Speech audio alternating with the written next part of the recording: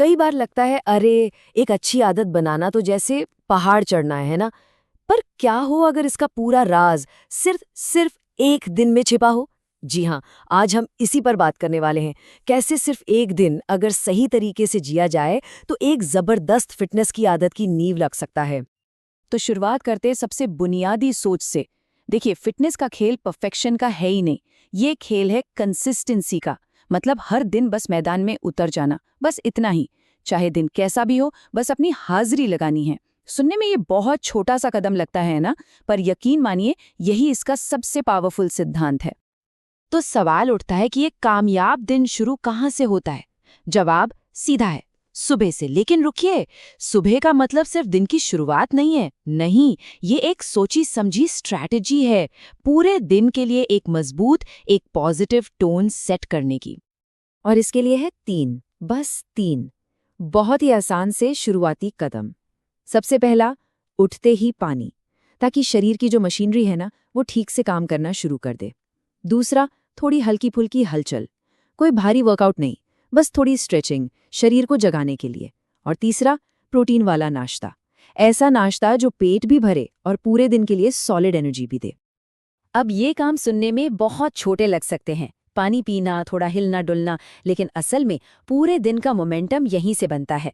सच में एक छोटी सी आदत का असर कितना बड़ा हो सकता है, इसका ये बेस्ट एग्जाम्पल है। चलिए, सुबह की नींव तो जम गई।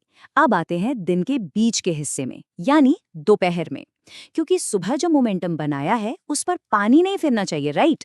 दोपहर का वक्त ही वो होता है जब एनर्जी अक्सर डाउन होने लगती है, और हमें बस उसी को रोकना है।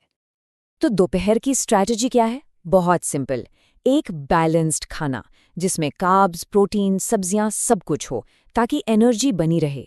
अगर बीच में भूख लगे तो कुछ क्लीन स्नैक्स जैसे कोई फल या मुट्ठी भर मेवे।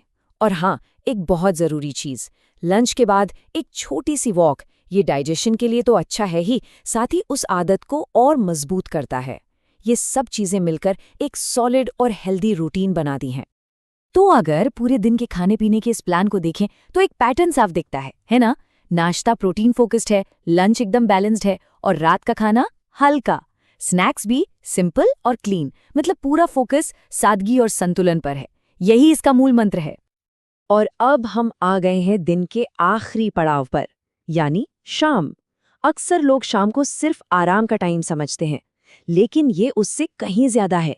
ये टाइम है शरीर की रिकवरी का, और जो दिन भर मेहनत की है उसे दिमागी तौर पर पक्का करने का। तो शाम का सबसे बड़ा नियम क्या है? एक शब्द में, हल्का खाना। अब सवाल है क्यों?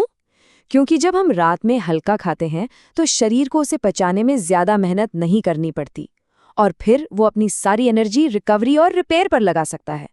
सीधी सी बात है, ज्यादा खाने और भारी डाइजेशन से बचना है।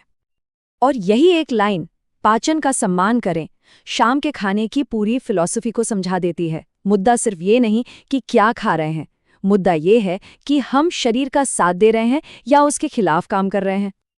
तो लीजिए, इस प्लान के हिसाब से एक पूरा दिन निकल गया।